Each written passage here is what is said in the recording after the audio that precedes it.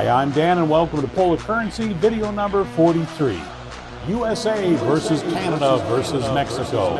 The Currency Smackdown 1970s edition. This is the fifth video comparing the currency that the US, Canada, and Mexico has issued over the past 100 years. See the description below for the first four videos. In 2020, I started collecting world banknotes and noticed that when it came to Mexico, Canada, and the US, that all three countries' currency changed roughly at the same time. So I've broken down the last century into what I call decade segments. The timeline doesn't quite align exactly, but it's close, but there are some overlaps. I'll highlight the overall design, color, who or what is depicted, security features, and a few background stories, of course. The 1970s saw huge changes with two countries rolling out completely new series of banknotes. It was a very close contest and worth staying until the end to see who wins. A please subscribe sidebar right here. First of all, to those of you who have subscribed, thank you sincerely for doing so, and your punishment is self-inflicted. For those who haven't subscribed, please do so you can be entertained and bored at the same time. Okay, enough commercials. Let's get to the 1970s. The 1970s was certainly a crazy time period. Watergate and the resignation of President Nixon, the Vietnam War finally ending, soaring inflation, and you can see it's just not today. The last man on the moon, long gas lines with high prices, the end of the muscle car, the beginning of Asian imports, the women's rights movement, the Iran hostage crisis, and a decade of quirky fashion choices and fads. There was some great TV shows and horrible TV shows. How could anybody think that the Brady Bunch Variety Hour constituted entertainment? I mean, what was wrong with us? But at least we had the $6 Million Man. Certainly it was a decade of transition from the 1960s before the 1980s swung the pendulum to the right. Well, those changes were reflected in currency for two countries, and we're going to start with Canada. Canada began the 1970s with a brand new design that are really showstoppers. For the first half of the decade, they introduced a new denomination every year with a new design, beginning with the $20 1969 issue. Canada contracted England's De La Rue Company for the design work, but the notes were still printed by the Canadian Banknote Company and the British American Banknote Company. With a new issue came a new nickname, the Scenes of Canada. It's worth noting that Queen Elizabeth II only appears on 3 of the 7 denominations, and there are a few new faces. There wasn't a $1,000 issued, but the 1954 issue for the 1,000 remained in production throughout the 1970s and actually early 1980s. The main characteristic of the new notes was the use of multicolored tints beneath the dominant color for each denomination. This required new printing equipment and to use an innovative process that made the notes more difficult to counterfeit. The faces of the notes were printed using 1 intaglio plate and 3 lithographic plates. The backs of all denominations, except for the 50, were printed using a combination of 2 lithograph and 1 intaglio plate. All of the denomination fronts are very similar, so to save time, I'm only going to highlight the main design features on the $1 bill. The 1954 issue would circulate for the first 4 years of the 1970s before the new design was issued with the new Scenes of Canada $1 bill. The portrait is also new, depicting a little bit older Queen Elizabeth II, which is based on a 1963 photo by George Gunnarsson, who also engraved the portrait of the 1954 issue. The basic overall format of the new issue remains the same, portrait on the right, denomination and Canada block in the center, but the coat of arms has moved to the left and is now in full brilliant color. The legal statement was changed from "will pay to the bearer on demand" to just "this note is legal tender." The signatures remain at the bottom with a raised-looking print featuring Bank of Canada. The serial numbers remain in the same area, but have an updated font, and the left numbers are red and the right is blue. Previously, they were both red. The fractional style was replaced with inline letters that represent the denomination and series. Sometimes a third letter was needed when there were more than 230 million notes issued. The notes remain bilingual, but no longer is English just on the left and French on the right. The language is now changed from left to right and right to left on alternating denominations. You can see this with the Bank of Canada at the top, the denomination amount in the center block area, and even the financial obligation flips back and forth. The ink color is no longer just black for the border, but the color changes with each denomination. The lathe work around the denominations is a very noticeable design change for Canadian notes, as well as the use of 4-color pattern integrated into the left border, which is unique for each banknote. In my opinion, these bills are fascinating because they most definitely step into the future but still look like currency of the time. This was the last $1 banknote ever issued by the Bank of Canada, with the introduction of the $1 coin in 1987, now called the loonie. The $1 notes continued to be issued through 1989, but unlike the U.S., the 1973 date remained the same.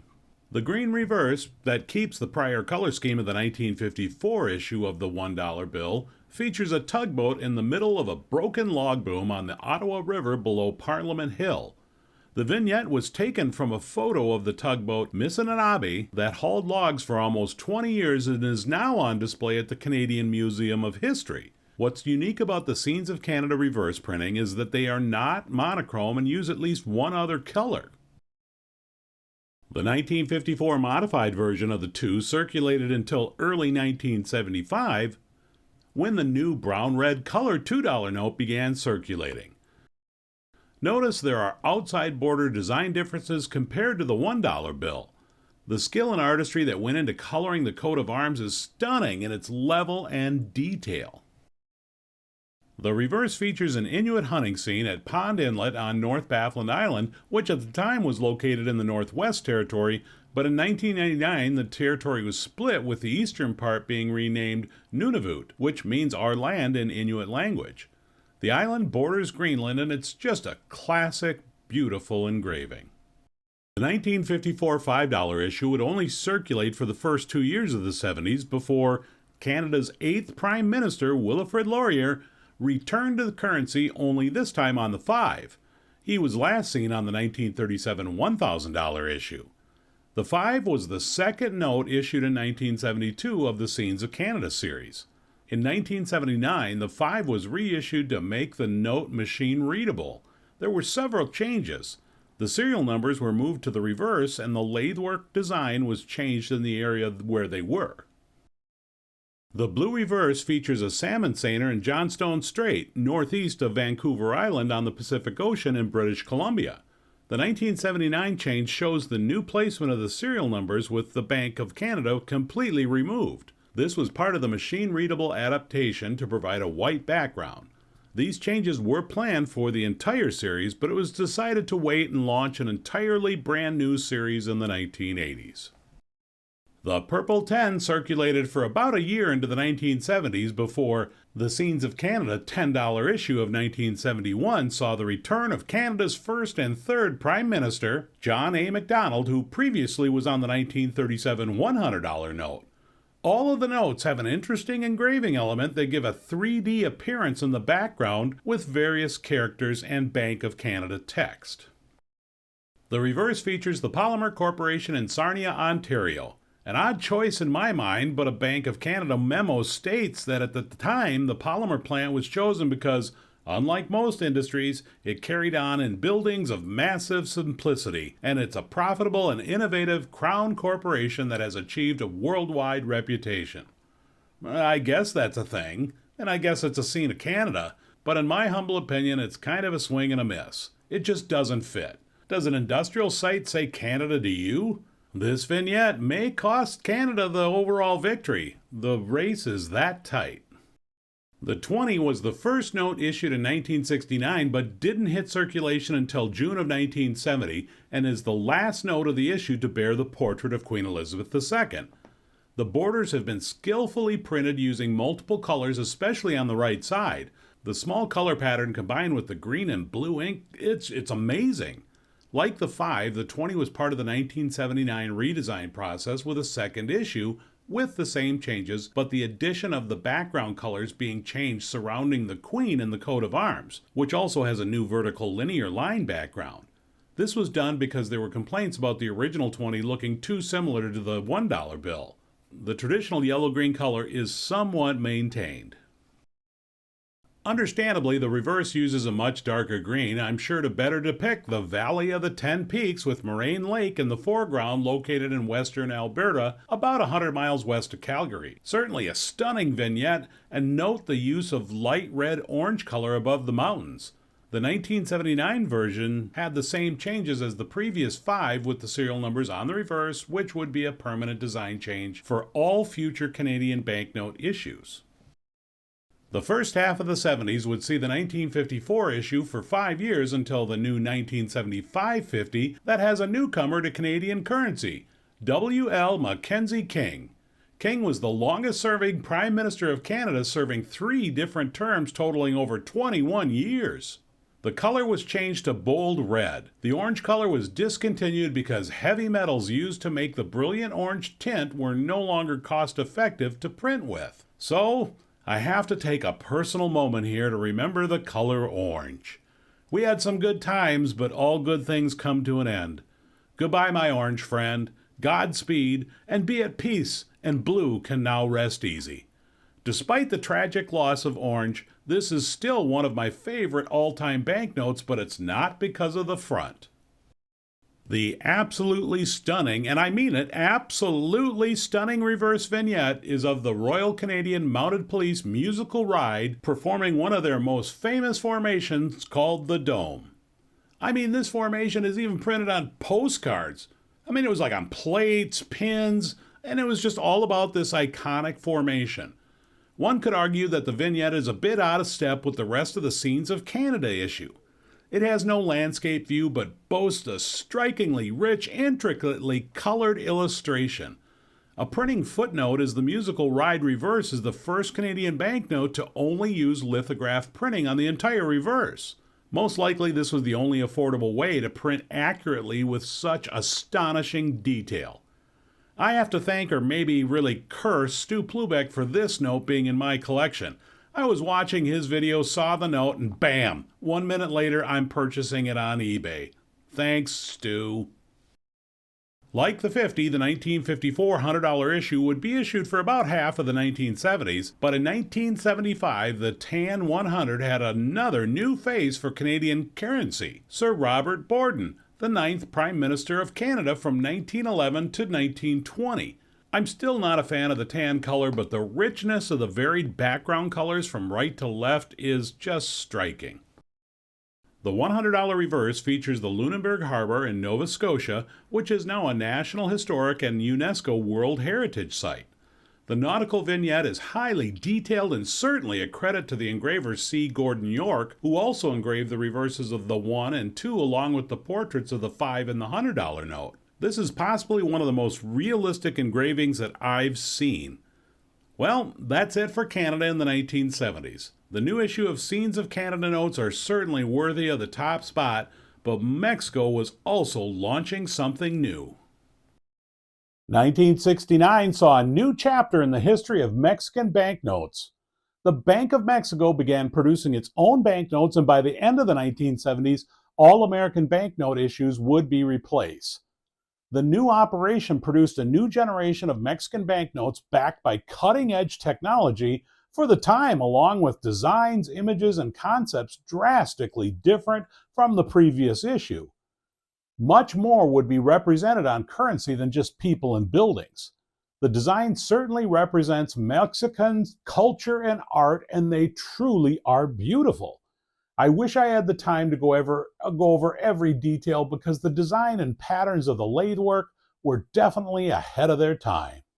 These notes are known as the 4th series, 1969 to 1991, Type A, and eventually comprised of the denominations of 5, 10, 20, 50, 100, 500, 1,000, 2,000, 5,000, 10,000, 20,000, 50,000, and 100,000 pesos. It may seem strange that banknotes of such high denominations existed, but for many years this was commonplace in Mexico. During the 70s and 80s, Mexico faced high inflation and currency depreciation, which greatly impacted purchasing. As a result, the population increasingly used high-denomination banknotes for daily purchases, and the 1, 5, 10, and 20 pesos were either discontinued or not printed until the 1990s. To save time, I'm only reviewing the main design feature of the new Type A Mexican currency on the 5 pesos note because all of the notes have the same basic components. 1970 was the last year of issue for the 1 peso banknote. It was more cost-effective to just produce the 1 peso coin given the value of the peso, like many other countries have done, meaning get rid of the $1 bill. Here in the U.S., we still have to mint the penny and the nickel that both cost at least twice the face value of coins. But I digress. The front of the 1 peso has the fantastic illustration of a large Aztec calendar or sunstone. The brilliant red reverse of the 1 peso has the Angel of Independence monument built in 1910 to celebrate the centennial of Mexico's independence from Spain, not to mention the beautiful lathework of the note itself. Josefa Ortiz de Dominguez, La Corregidora, a rebel insurgent and supporter of the Mexican War of Independence against Spain in 1810, moves from the 20 pesos to the 5. This note was only issued from 1969 to 1972 and was the last 5 pesos banknote that the Bank of Mexico ever issued. Like the 1 peso, it was just more cost-effective to just issue the coinage. This was the first note designed, printed, and issued by the Bank of Mexico. All of the Type A notes have the same design features. A much larger portrait is used on one side, along with a famous building or cultural symbols that are sometimes associated with the person on the banknote. All have a varied colored scheme, intricate border lathework, denomination text, and incorporate cultural symbols throughout the front and the back of the notes. The 5 pesos reverse has the illustration of an agave plant on the left. At center is the Querétaro Aqueduct in front of the city of Querétaro, which was completed in 1738. At right is a really cool variation of the coat of arms of Mexico. The portrait of Miguel Hidalgo, a Catholic priest, leader of the Mexican War of Independence, and father of the nation for Mexico, is on the green-brown 10 pesos, issued from 1969 until 1977.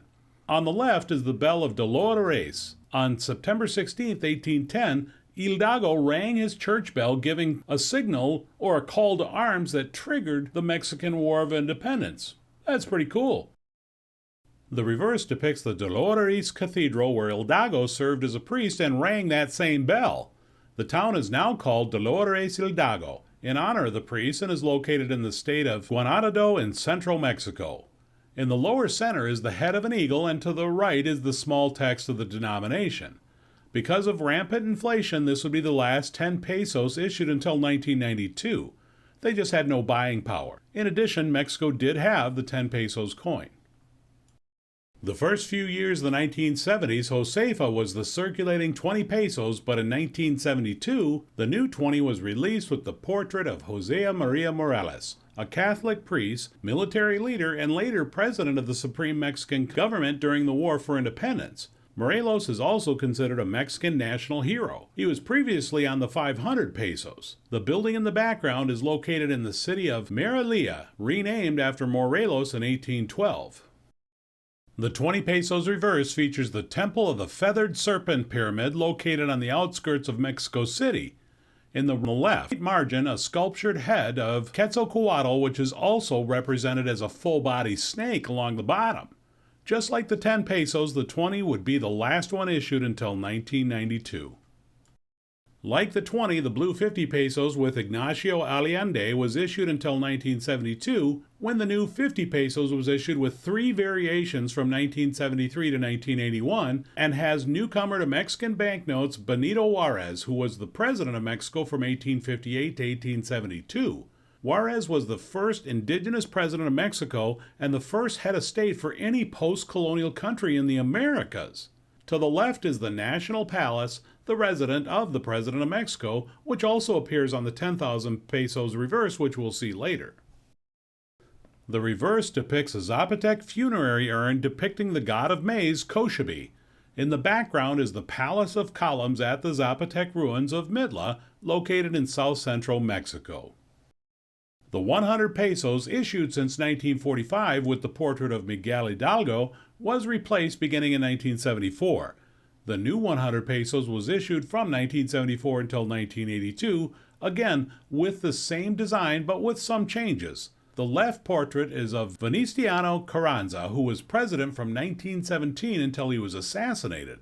To the right is an adaptation of the Mural of the Trench by Jose Clemente Orozco, which is a wall of the San Ildefonso College in the historic center of Mexico City.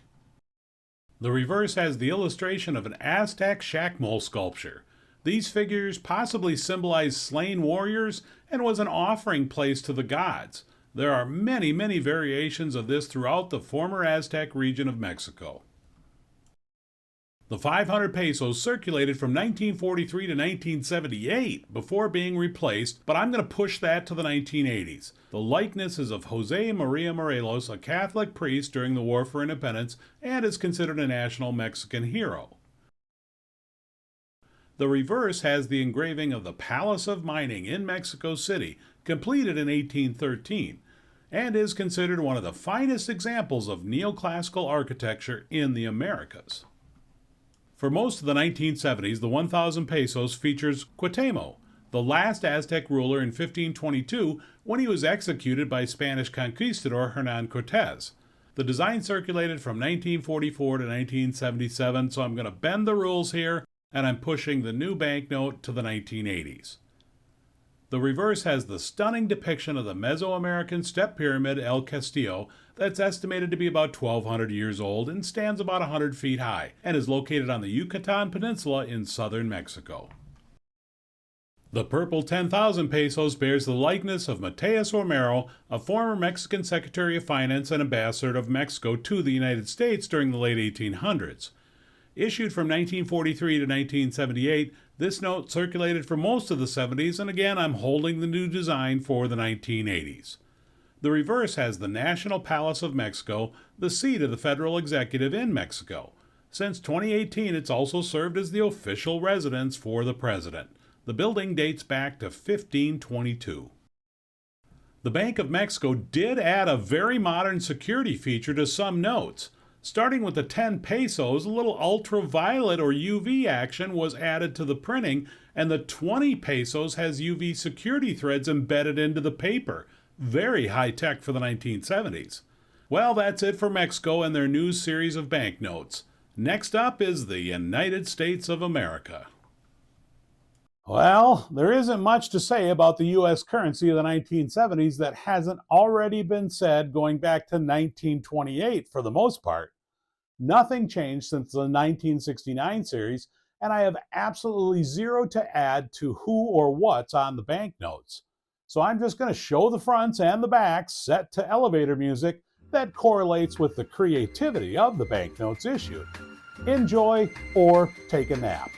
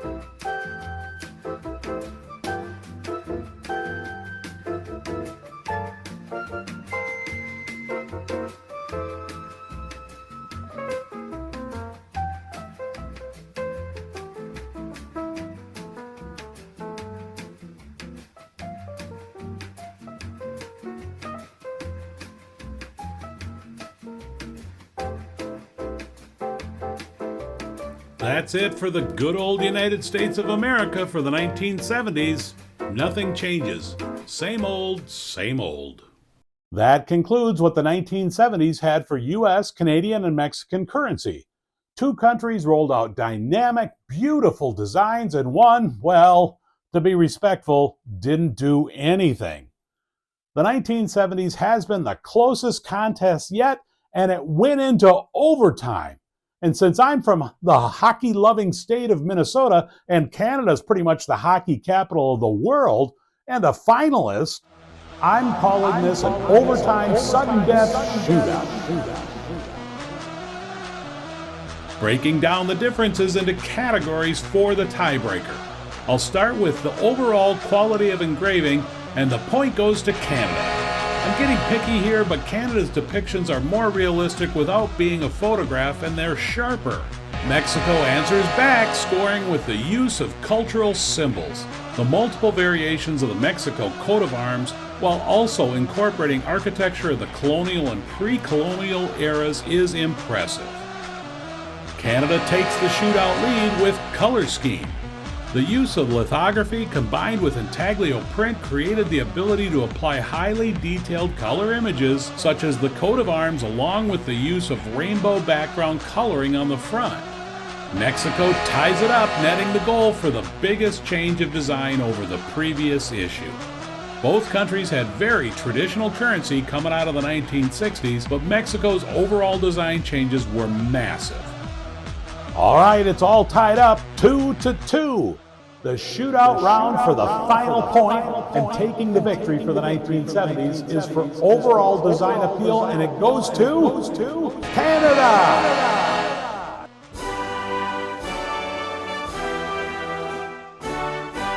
Mexico's shot hit the pipe, close but no cigar. Canada gets the overtime shootout win because of the broad and intricate color use, along with the amazing lathe work that borders both the front and the back. Pretty incredible that two countries produced two amazing new currencies at the same time. That's it for video number 43, the toughest call I've made so far. As always, I appreciate your time. If you like what you see, please hit the thumbs up button, subscribe to the channel, and make a comment to say, hey, I agree or disagree. But most of all, just thanks for checking in.